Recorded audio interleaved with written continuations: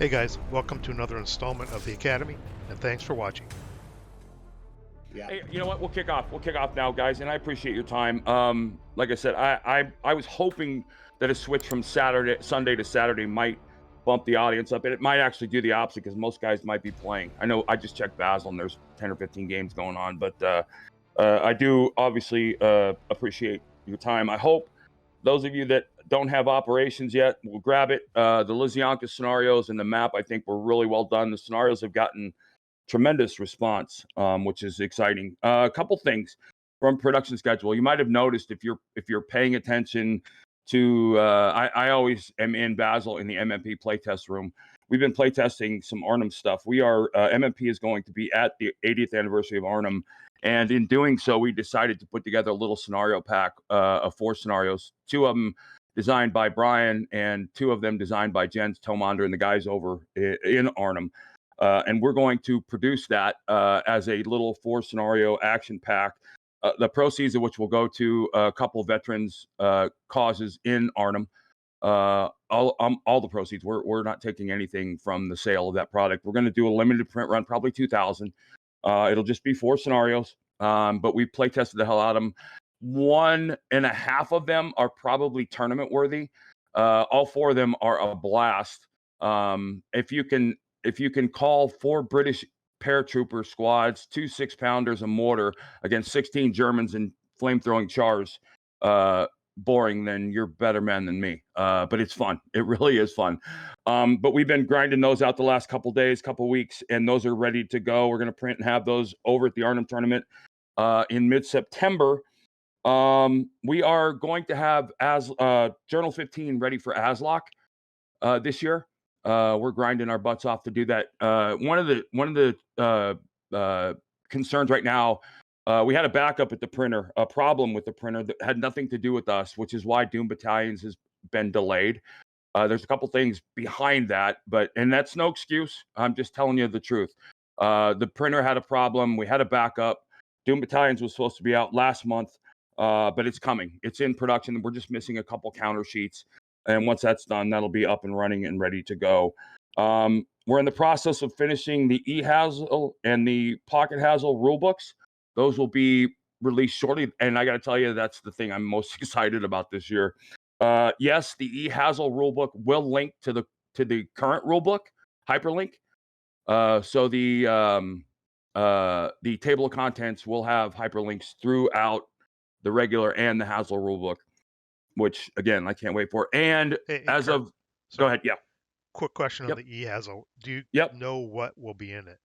all of it, Which, all of it. We all, had right, we had a lot of internal arguments and discussions. The challenge was that we had to reach out to every creator that was getting royalties, and we're basically giving them a free rule book. And a couple of them are out of touch. But we've done everything we could do within our legal means to contact everybody. There's only 1 or 2 people we haven't been able to get in touch with. Everybody signed off on it. So we're going to, my argument was, let's do it all. Let's not half-ass it. And no one wanted to half-ass it, but guys were kind of tedious and nervous about doing it without consent. And I said, well, listen, it's a rule book. I mean, we're giving them a free e-rule book. So what are they going to sue us for? And I don't think any of them would sue us anyway. So that will contain all of the Hazels that have been printed to date. Okay, including decision at Elst or not? all of them. Okay, so yes. Yes. Okay. Cool. And yep, and a couple other things. Nice. Yeah, I'm excited for that. I really am. The rule book has been a godsend, especially when you consider how much easier it makes it to play Vassal. And one thing I haven't been able to do is port it to my iPad comfortably yet, but that'll get done. The Pocket rulebook will get done. We're actually, and I might have mentioned this last time, we're going to be reprinting the Binder rulebook, and here's why. We're going to be reprinting the Binder rulebook sans the binder, because I have never seen anyone alive actually have their rulebook pages inside their rulebook binder. But we're doing that to save an enormous amount of money. Binders they make the cost go through the roof. So what the plan is, and we had an argument a couple of months back in internal discussions. My argument was, we have the most complicated board game ever. And at the time we were having this discussion, we literally, I think, had 4 different versions of the rule book out there. The e-rule book, the pocket rule book, the binder rule book are 3 different versions. The argument I had was we should have the rule books always be in sync. Now, obviously, that's an issue for anybody that understands layout. Anytime you lay out the 8x11 rule pages, if the pagination is such that a line moves down, an entire page can shift, and the ensuing 28 pages following that will shift as well. So you can understand what an enormous nightmare that is. The solution, however, is that any time from the day we reprint the binder rulebook forward, the binder rulebook and the e-rulebook will be 100% simpatico. And we're going to do that in this way. Yeah, well, it just makes sense. It's going to be a little bit of a challenge for us, and there might be some bumps in the road. But what the plan is, what we will do is when we update the e-rulebook, we will publish a PDF, high-res PDF on our website of the updated rules. Now, if the pagination doesn't change, then we'll just print the page as it is. You can supplant it in your rulebook, and you're good to go. If it does change, what we'll probably end up doing is printing a high-res PDF and maybe some examples of play or something, but it'll be a high-res PDF that you'll be able to take and plug into your binder rulebook that will have the anointed changes and rules and all that other stuff. So the 2 rulebooks will always mirror each other, which I think is a crucial thing. Because listen, it's not a money play, and it never has been. The rulebook, we needed access to it to continue to get people in the hobby, just like the core modules as well. But that's the plan with the rulebook. So the Arnhem Pack will be ready in mid to late September. We'll do probably a 2,000 print run of that. We plan to have Journal 15 ready for ASLOC. I would expect somewhere around there, the E and the Pocket rulebook will also be printed and published. But then I wanted to mention, after ASLOC going into Winter Offensive, we are going to try and bring ASL back to the World Board Gaming Championships in a pretty profound way. And the initial idea was the winner of that would be the world champion. We would provide products for life to the winner of that tournament and some really heavy duty prizes to the second and third place finishers to incentivize it. It just doesn't make any sense as a board game only company to not be at WBC. We have the starter kit, and that's great. But it doesn't make a lot of sense for us not to have some presence there. And listen, if it doesn't work out, it doesn't work out, and we don't do it. But the plan right now is to do that and to have that be. And I say that now because I want to give players, and with Neil taping this and this being run on his website, I want the buzz to get out there, and I want to see what kind of interest. What we may end up doing, we may end up doing like an NCAA bracket. If we get 64 players and do it that way, but we're messing with ideas, and we obviously welcome input. Also, quick side note: I am looking for if there's somebody out there that understands and procures topographic maps or knows the process intimately well and can do that. I need some help. I need some help getting and finding topographic maps. Just ping me on the side at my Discord or my email, which is greenmonstergames@gmail.com, because I could use some help doing that with a couple of the products that we're looking at. Moving forward, Winter Offensive. The plan at Winter Offensive is to have the aforementioned smaller Hazel available. I think Marco Polo Bridge. But Marco Polo Bridge will be the first product that we ever publish that will have a separate SKU. It will be an advanced squad leader product and a starter kit product. And again, that's not a money play. We are in desperate need of finding out our audience. And we know that people cross by and all the things that go with that. But we want to get an idea and a feel for, because the starter kit did exceptionally better than we ever thought it would. But we need to find out what our audience looks like. So we're going to go with separate SKUs on that one. And there may be another one coming up called White Death, which would be the Finnish Hazel, that we may do the same. We reserve the right to adjust on the fly, as a business has to. But that's the initial plan, is that we would do that. We would release Marco Polo Bridge starter kit, Marco Polo Bridge ASL. Now, we may offer a third product that combines both. I don't know. I don't think we are, but maybe we will. I don't know. But that's like I said, we reserve the right to change our minds. Heading into 25, we have a lot on the schedule. I got to tell you, I'm kind of fired up and proud of what we did in 24. If you look back at the end of this year, we will have, with Ponry coming out at Winter Offensive. Ponry is, by the way, done, and it's fun as hell. It is that we're slating that to be a Winter Offensive release. No reason why it shouldn't. Like I said earlier, we had a little backup. For those of you joining late, we had a backup that was kind of out of our control. The printers had a problem. Doom Battalions is sitting there occupying space in our office, and we're waiting for a couple counter sheets to complete it.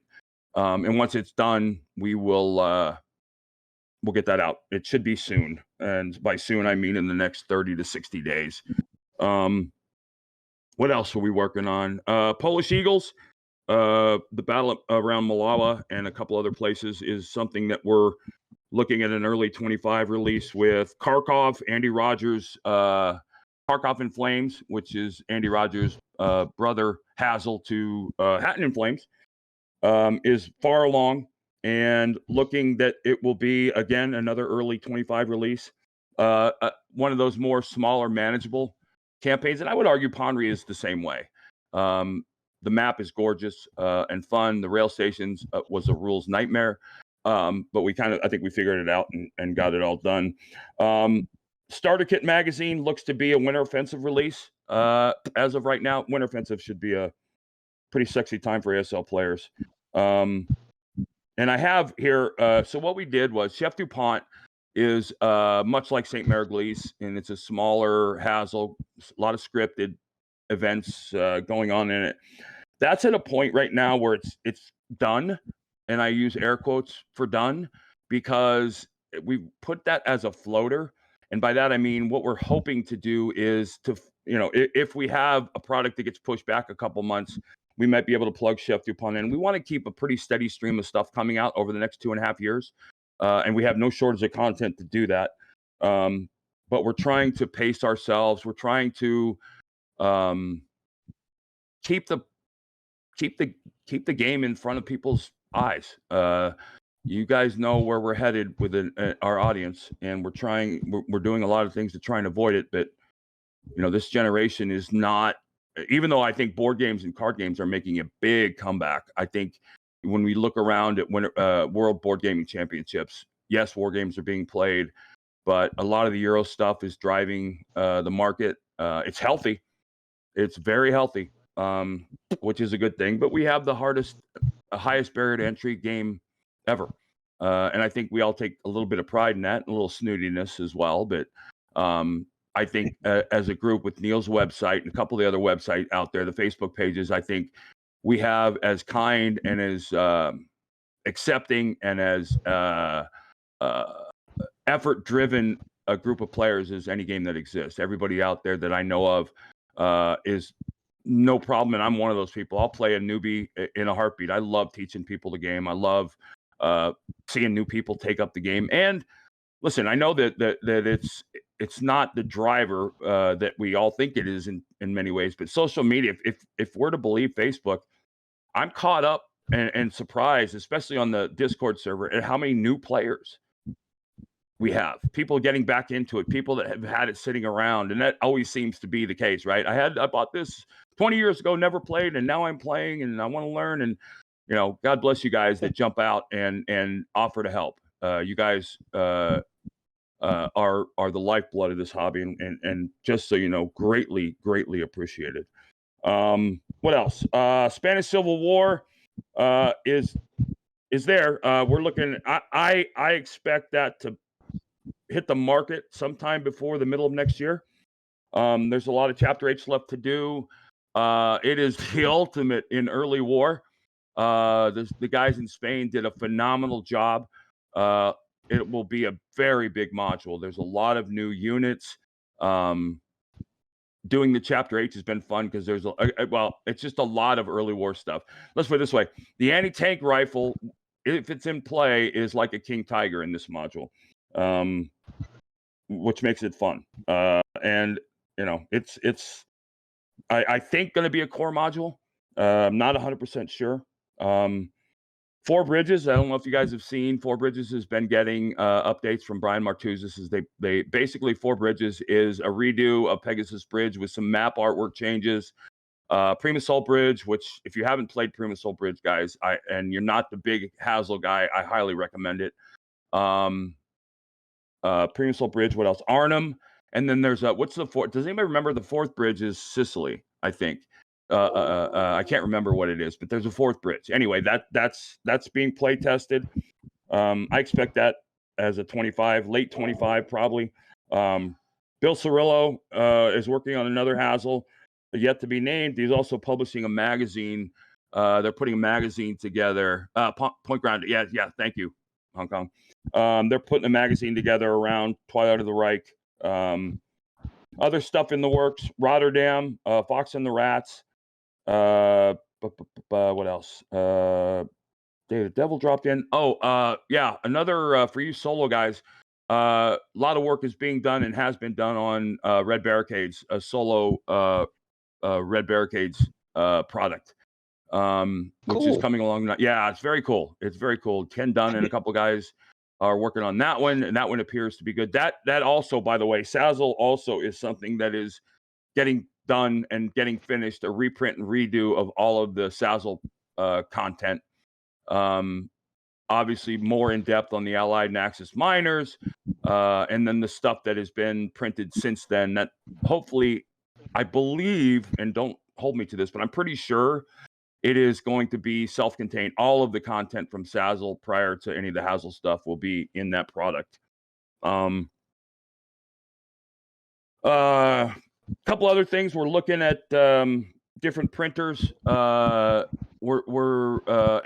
you know, this is not something that we're excited about. We're looking at printers outside the United States because after WBC, we had a meeting, and I think we all agreed prices were getting insane, especially when you can consider our European customers and the VAT tax and all the stuff that they have to go through and the hoops that they have to jump through to get even the simplest ASL product in Europe. We've talked to a couple people in Europe to be direct distributors for us. We're trying everything we can do to lower the cost to make it reasonable for people in Europe and outside the United States to buy ASL products without having to pay twice the cost of an American player. Along those lines, we are very, very proud of the fact that we have always been built and printed and published in the U.S. I know that might sound snooty to some people, but it's something that we take a lot of pride in. But at the end of the day, we're a business and we're not a nonprofit, and we have a contractual obligation to Hasbro. So we're looking at other options and trying to reduce the cost of ASL products. Nothing's in stone. We have made no decisions. We have had multiple conversations with multiple people, and I'm proud. I don't know that I'm going against the grain, but at MMP, I'm the guy. I think we should be as 100% transparent as we can, because we're not running an NSA level security clearance operation. We're running a wargame business, and I don't think any business ever has to justify its cost to its consumers, but we'd like to, and we'd like to reduce the cost. We're looking, like I said, I think when we saw D-Day Utah Beach and the $300 some price tag, it sold well, great. We made a lot of money, great. But come on, it's gotten out of control, and other companies can undersell because of the things that they do from a business practice, which again, everybody has. As you know, that's the beautiful thing about capitalism, is you can make your own choices, and you're not government driven to do anything. So we're going to make those, and again, we'll keep you guys up to speed. It's a slow process. The biggest issue, I would argue, other than moving outside the United States, the biggest issue for us is timetable. There's an enormous lead time that needs to happen when you go outside of the U.S., and that could have an impact, and we need to make sure it doesn't have a negative impact, and we're not sitting around for 6 or 8 months waiting for things. Let's see. I told you guys last time, nothing's changed. Contested lands is on hold until we get an okay from Hasbro for whatever reasons, and they have them. The Arab-Israeli Middle East situation is something they don't want to be a part of or talk about, and unfortunately, we're at their beck and call for that. And so it is what it is. And when they give us the okay, it'll get published. It's done, ready to go. Like I said, Fox and the Rats, which is my submission. I think it's going to end up being 2 products. It might be 2 in 1, but initially I had planned on the Battle of Alima Halfa being the Hazel, which is I think mid-late 42. But I had gone through all of my source material was combat from early and mid 41. So the scenarios don't match the Hazel. So what I think is going to happen is we're going to have 2 Hazels. One will be the Siege of Tobruk, the Southwest Perimeter, which changed hands an enormous number of times as one Hazel, and the Alima Halfa as the other, with scenarios mixed in. I've been told that I'm an idiot for doing this because no one will buy it. My argument is if you play the desert one time, you might never go back because it plays twice as fast. It's 10 times easier than an urban Hazel scenario or urban scenario, period. And I think there's going to be a big article in J15 that I wrote for Fox and the Rats coming out about desert play. But we'll see. That's on the horizon. Kohima is getting some restructuring and being redone. The map, if you haven't seen the Vassal map, it's absolutely stunning. But we're working on that. That's kind of on hold. Rotterdam is probably way closer than most. That's going to be it's actually a very cool Hazel, guys. The first scenario is the British or the Germans air landing 14 float planes into the river with assault engineers and other guys getting off of it against a very small amount of Danes. And the campaign game kind of takes off after that. But it's a lot of fun. And it's an incredibly unique and challenging map. You can imagine if anybody that knows Rotterdam knows that the whole downtown center city is all bridges over the river, which creates some uncomfortable opportunities for units needing to get across those bridges. But it's fun. The rules are good. It's well done, well researched. But apparently, I kind of laughed because the initial submission, every scenario, the Danes had a -2 leader, if not more than one. And I was commenting that if the leadership in the Danish army was actually this good, they wouldn't have lost. But we're playing with that. That's fun. That'll be a 25 game as well. So let me just stop here. Anybody have any questions? Anybody want to hear a product I didn't mention? Go ahead and unmute and ask, or drop in chat and ask. Yeah, of course. Yeah, go ahead. So you mentioned a lot of 2025 releases. Does that mean they're actually going to ship or pre-ordering? Yes. When I say release, that means you're buying them. Okay. So are any of those going to be pre-order 2024? All of our products, for the most part, all of our products will be pre-ordered. So basically, I have a production schedule, Neil, and my production schedule has 3 dates. FSB, which is final stage begins, that's about 90 days. 90 days to make sure the product is perfect. Then it goes to pre-order, and then it releases. So I have those 3 dates are for every single product. And thank you for correcting me, Dutch, not the Danes in Rotterdam. Every single product has a final stage, has a pre-order, and has a release for the most part. Magazines don't; they just get released. Yeah. But all the modules I mentioned will have basically a final stage begins with anywhere from 60 to 120 days between the final stage and the release. The pre-order is in the middle of that usually. Ponry Ponry's on pre-order, right? I haven't seen it. Okay, all right. Yeah, Ponry is going up on pre-order shortly. Okay. Which means anytime it hits pre-order, you're looking at less than 90 days to receive the product in your hands. That's the plan. And like I said, you can see where if you need 4 months lead time to publish or print something out of the country, where that kind of throws a wrench in the plan. So where and how that happens will be TBD. But yeah, everything will be on pre-order, and everything I'm talking about releasing. When I say release, I mean you have the game and can set it up. Anybody else? Yeah, you mentioned you mentioned the rule book. Are there going to be fixes to any of the rules? Or are you just going to leave it as is? You know what?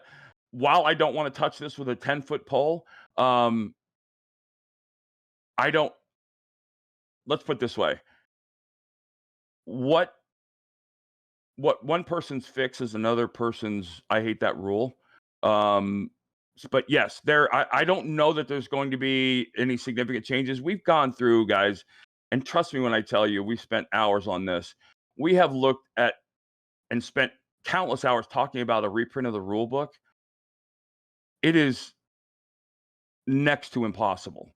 And I say that because I am the first in line to say, my God, this rule book could be reorganized in a billion different ways.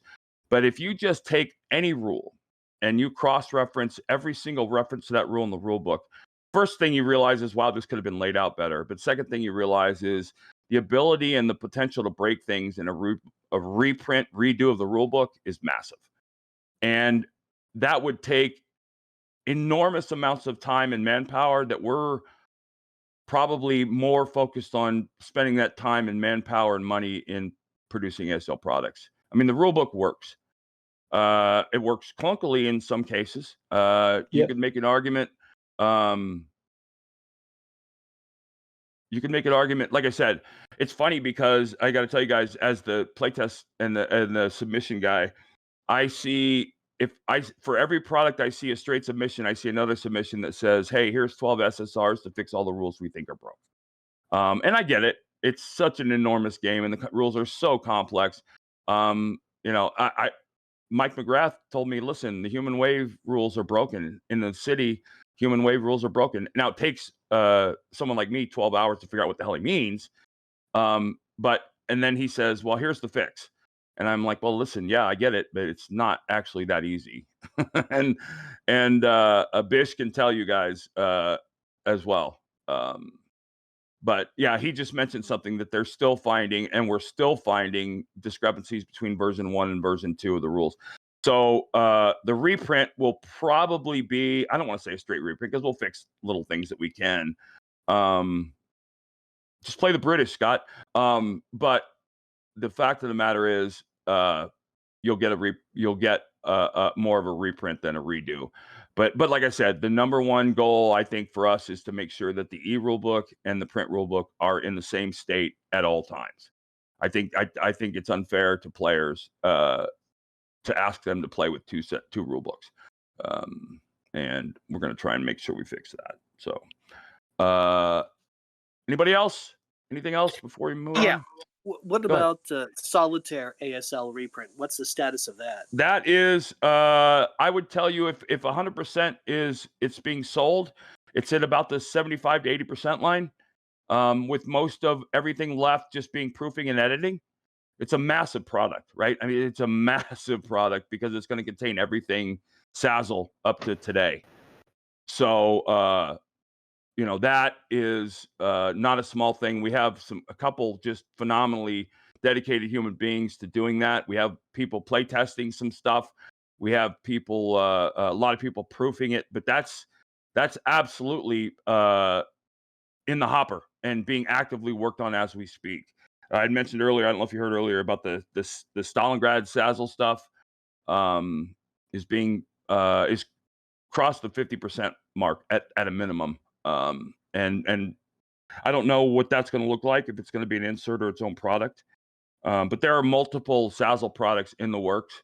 And we will be, like I think I said earlier, Marco Polo Bridge will be the first product we've ever released 2 SKUs of. There'll be a starter kit and an ASL version. They will be separate products. We may, and I mentioned earlier, we may offer a third product that combines them. I'm not sure yet, so don't hold me to that. But go ahead. That would be a great idea. Just because I'm not going. I love the starter kit, but there again, I love the advanced squad. Right. Just if there's an option to have both of those products together, that would win all. Right. And who knows? We may offer a discount for somebody purchasing both. I don't know. I don't have an answer to that yet. Right now, they're separate SKUs. But Rook, the biggest reason we're doing this, in addition to putting more product out, we need to determine how big the audiences are on both sides of the fence. We know people cross-pollinate, right? But we need to understand, and you can understand for any of you guys that have run businesses, our goal in a print run is to print enough and have enough left over to sell. It doesn't do us any good to print 2,000 when we needed 2,100 and then print 2,000 more and we're left with 1,500 in the office. So we're trying to become better and more efficient in our print runs. And I said earlier, starter kit, I think far exceeded anybody at MMP's expectations from a sales perspective, which is a really, really good thing. I think the thing we were most shocked with as it relates to starter kit players is the reluctance to move to ASL. Understand it, but it's like stunning to me that how small the percentage of people making that transition has been.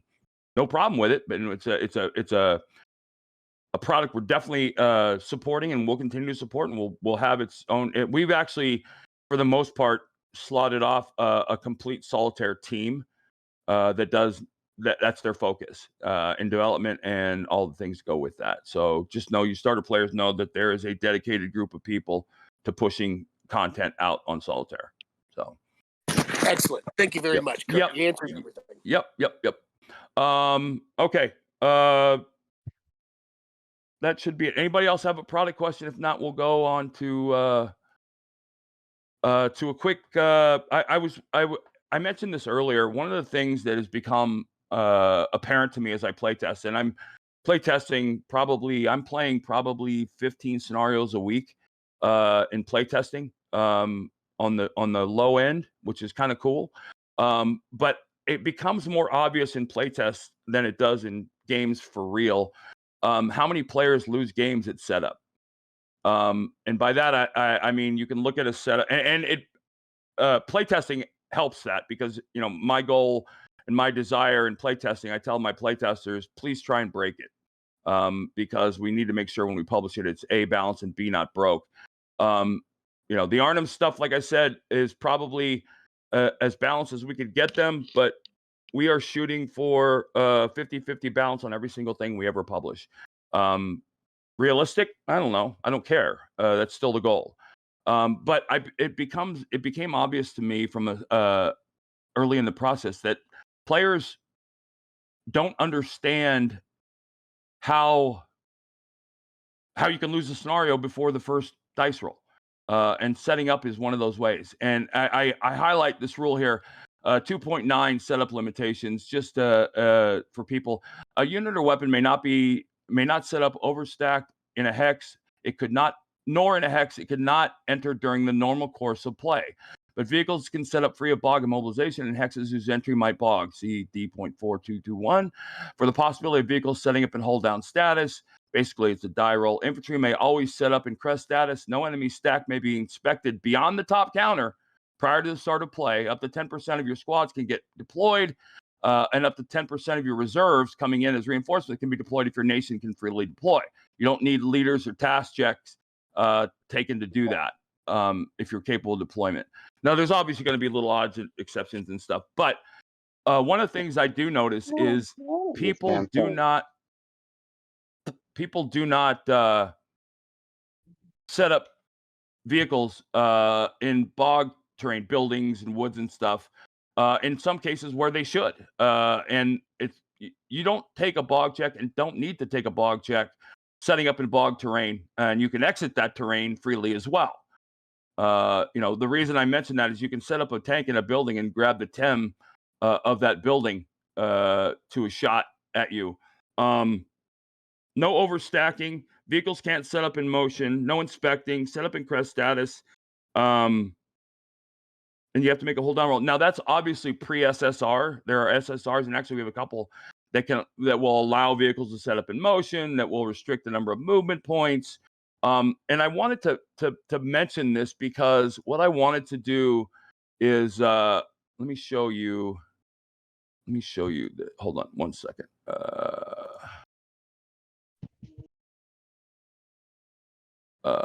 I'm gonna stream. Hold on one second, guys. All right. I mentioned that for this reason. This is a scenario from that we're playtesting for the upcoming journal. And this one is called Danish Crossroads. This is a Jens Tomander design, but one of the things that I find, and one of the things that we shoot to make sure is perfect, is players that play and miss the VC or don't understand the VC. This is a little bit of a challenging scenario.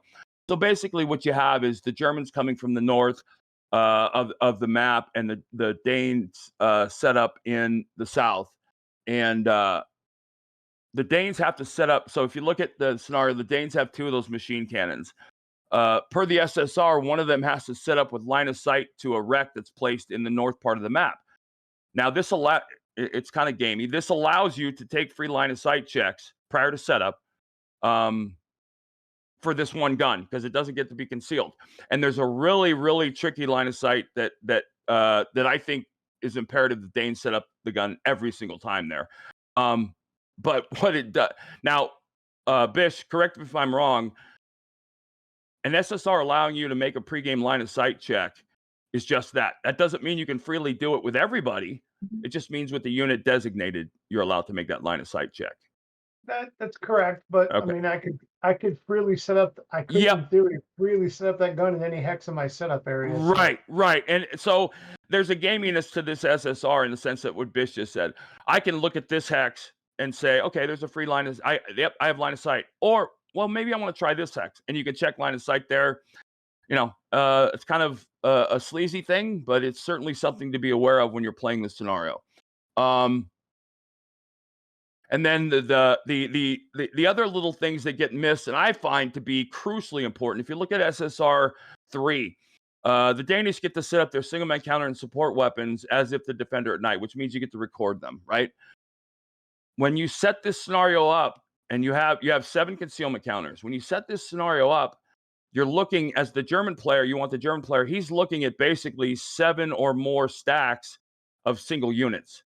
And it lends itself to confusion for the German, and it's something the Danes should absolutely utilize. And then obviously, once that stack moves, they come on board under a concealment counter if they're out of line of sight.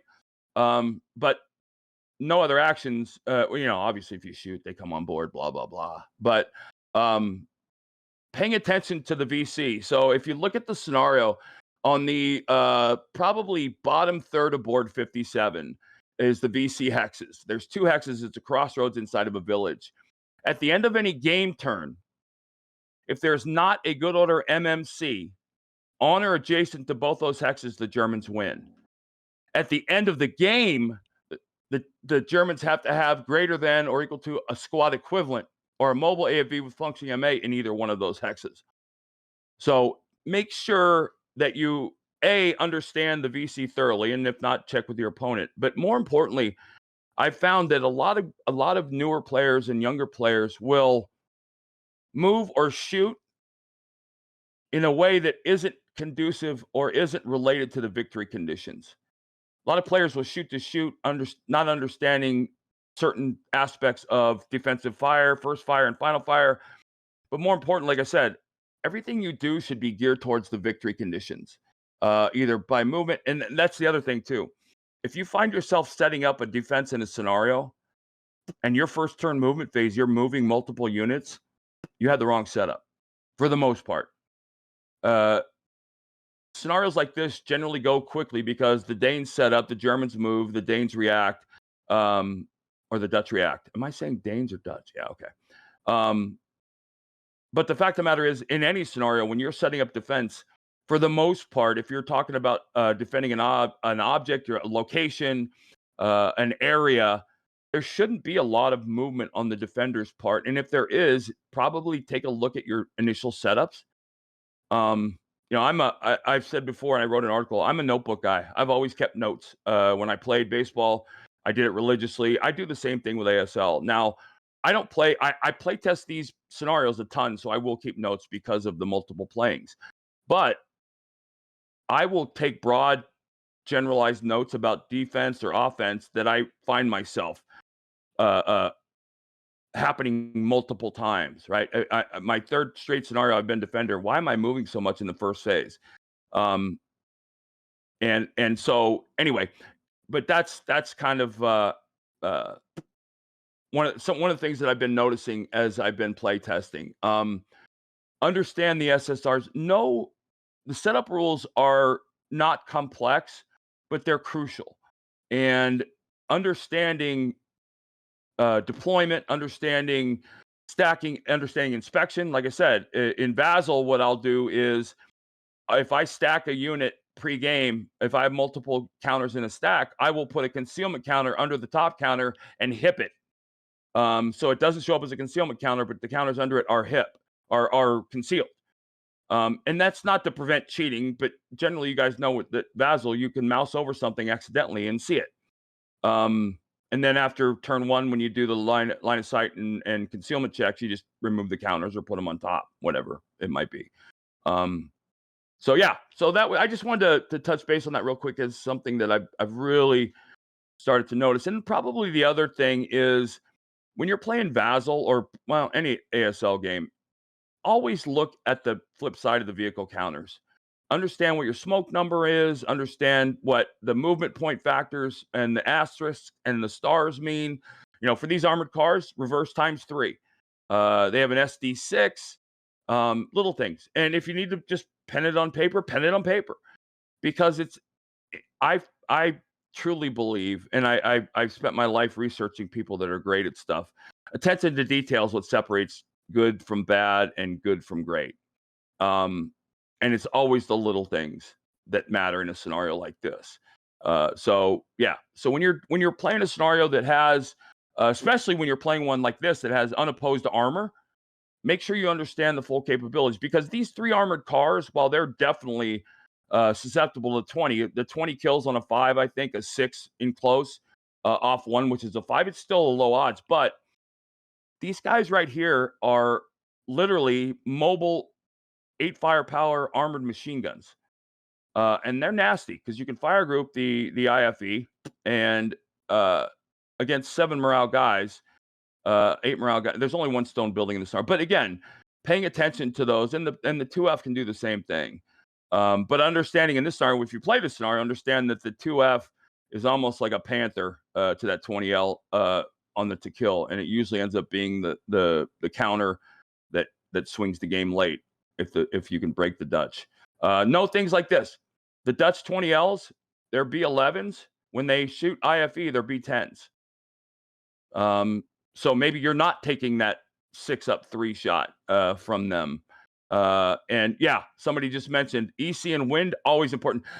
Understand, in this, there's a flaming wreck at the beginning of this game already on the map that could possibly spread. It's out of the way, and it just serves as an aiming point for the cannon. But again, I don't know if it's fun for you guys. Part of the fun for me is playing a new scenario and understanding the nuances. One of the goals that I have at MMP with playtesting, I don't want you guys to play a scenario and then figure out the magic formula. I don't want you guys to play our scenarios and say, oh, this would have been cool to do, because our time is limited. The games take a long time. Few people turn around and replay a game on flip sides. Maybe you do it all the time. I don't know a lot of people that do it. I want the first playing to be fun, and I want the first playing to catch all the little nuances the designer intended for you to catch. And yeah, that's actually a good point, Scott. Look at the scenario card as a puzzle. Make sure you put it together before you play it. Hey, Curt. Know how? Yes, sir. Oh, sorry. No, go ahead. I ran a poll on my YouTube channel last week, and I asked how many people read the Chapter H historical notes, because in my videos I'm always kind of harping. You need to read your vehicle notes. Right. Only 53% said always. Right. Oh, the rest said something, either sometimes or never. So read your chapter. And here's the thing: if you're getting frustrated because you're not winning, that's the reason. You're not winning because you're not preparing yourself to win. And again, I'm not taught. This isn't life or death. This is a hobby for us. But it's fun to play the hobby and beat people. I always argue ASL is like golf. A bad day of ASL is still a good day. But yeah, there are things you can do prior to the game. And here's the other thing: if you're part of the 42% or 58% that does read it, that means I always looked at it from a preparation standpoint, and here's the analogy I'll use. We were playing in Montreal one day, and I was pitching, and I remember I had already watched the Expos lineup. Every guy hit. I watched it 50, 100 at bats. And I remember seeing the catcher for the Expos, Michael Barrett, was standing along the right field foul line, half hour before the game, talking to some girls. And I thought, all right, he has no chance to hit me tonight. I know him better than he knows himself. I'm prepared and ready, blah, blah, blah. Very much the same way. If you understand nuances about a scenario because you've read the notes and the scenario card, you're a leg up on most opponents already, right? You understand they might see these armored cars and think, okay, yeah, it's going to be kind of tough to kill them, blah, blah, blah. But they don't know, hey, I'm going to draw. Instead of taking that shot initially, when you announce movement into a hex, they're going to wait for you to get closer. All of a sudden you drop a smoke dispenser and the shot completely changes, right? Little things like that. Like I said, the B10, like in this scenario, I did it the first time I played it, and I'll never do it again. Turn 5, I'm in the road, in the hex, with my last available vehicle, so I can't lose the vehicle. I take a shot in my defensive fire phase and break the gun. Done. Scenario over. I lose. Little things like that will serve you well. And like I said, you can't, and not to mention there's some pretty cool, I think the intros and aftermaths are always interesting. And it's, one of the things I think, and I take this very seriously, that we do here is we keep history alive. And I think it's important to us, all of us, to some degree or another. Those that create, but those that play, we keep history alive. And I think it's respect to the men that gave their lives for a greater cause, to read the intro and aftermath and understand the story beyond the scenario, and see if I like to see if the designer hit the intent with the scenario. Whether he did or not is not really relevant because I'm going to have fun anyway. So anyway, any questions? Like I said, I just thought that was something to talk about, and certainly something that is overlooked in a lot of cases. So, unrelated question. Yes, sir. What do you use to lay out your scenarios? What software? Quark. Quark? Yeah. Never heard of it. Huh. Okay. Yep. This is laid out in Quark. Is that it's Windows? a Windows or Mac? Or? No, yeah, it's Windows. It was built for the Mac, but this is the PC version. It's probably 30 or 40 years old. Publishing, it's obviously up to date, but a lot of people have gone to Illustrator and other stuff. I just have found the comfort and the level of this one to be something I enjoyed. Okay. So thanks. Yep. And then what I'll do is I'll print a PDF of this, and for those of you guys playtesting, you can see actually the scenarios in the playtest pipeline up in the priority playtest folder above this. If you want to check out some of the stuff that we're playtesting, and like I said, playtest. If you're going to playtest, send me a report, please. But all of our current scenarios, and you can actually see the Arnhem scenarios as well up there. We don't try and keep that stuff hidden. It's not the final version and all the things that go with that. But if you have time to play test, certainly love you to help. So yeah, you can see all that, and then you can see the playtest feedback. You can see the process. For anybody interested, I have a couple rules. No 2s or 12s on turn 1. A 2 is a hit. A 12 is just a miss. Because I want to play test with the balance of forces. 2s or 12s are improbable events. So we try to keep the improbable stuff to the middle turns. That way we end up play testing with the balance of forces and the counter mix. Other things that we do, play testing, 8.2 never applies. We always allow, and we help each other. Like I'll say, hey, you want to do this? And obviously not giving them advice, but if they miss something, let them go back and do it, because we're trying to get the most balanced possible scenario we can. And it doesn't help if you miss a stack of prep fires that would directly affect the movement phase, yada, yada, yada. But the most important thing, I got to tell you, it's funny because you have to say it. The most important thing about playtesting is not trying to win. It's trying to break the scenario. Make sure it can't be broke. You'd be amazed at how many people play test and they're like, oh my God, yeah. And you can feel like they're excited about winning. And it's like, yeah, okay, I get it. But we're trying to make sure that this scenario, we had a scenario for the ARM tournament that the British had never won. 12 playings in, and I'm playing somebody and they're playing the British and they're beating me, and I'm like, okay, the British have never lost this. Let's try and figure out a way to make that change. And we did, but like I said, it's so, and that can be a disincentive to playtesting because you only have so much free time, and I get that. And the guys that help us, and guys that design, Carl is one of the group of the guys on the Spanish module. The amount of hours that they've spent creating, designing, and playtesting is through the roof. I haven't played a scenario for quote unquote fun. I don't know, maybe 2 years. But I have fun playtesting, so that's okay. But if you're going to help, make sure you send me a report, and it goes into the playtest feedback channel if you do that. So, and thanks in advance for anybody that does. All right. That should be it, guys. I'll schedule another one within a month from now. And hopefully we'll have, well, it won't be a month from now. A month from now, we will be in the Netherlands. Like I said, we're going to the 80th anniversary. MMP will be there representing, and the scenario pack will be released there and then be available when we get back. Limited print run, but should be fun. So, hey, again, guys, I can't thank you enough for your time. I really, really appreciate it. All you guys that have been helping, Playtest, Mike, Carl, Bish, all of you guys, everybody, thank you. I can't tell you. Well, I think I make it known to you guys how important you are to the process. So anybody that wants to help with Sazzle, send me an email, greenmonstergames@gmail.com. We still have a couple people that have volunteered to help with that. And that's it. So Neil, thank you for doing this. Yeah, thanks. And yep. And Neil will have this meeting in with a lot of my ums and uhs and other things edited out. No, they will still be there. That takes a ton of time.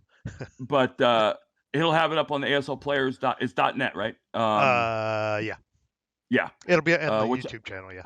I highly recommend if you don't already have it. I'm pretty sure everybody here already has it, but it's probably the best ASL website in existence.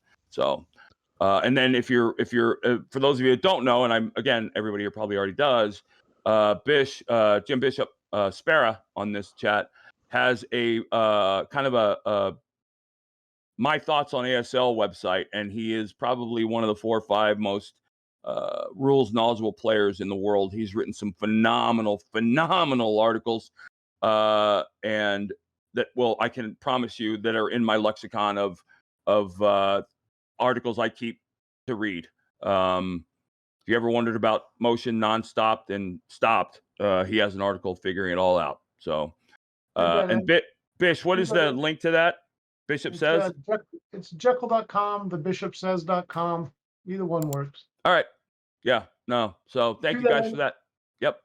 Curt, can you stick around after this for a minute? I'd like to chat with you real quick. Yep. So I'll hop in the general chat channel. You guys have a good one. I'll catch you guys next month. Let me know what's going on. If you need any help or need any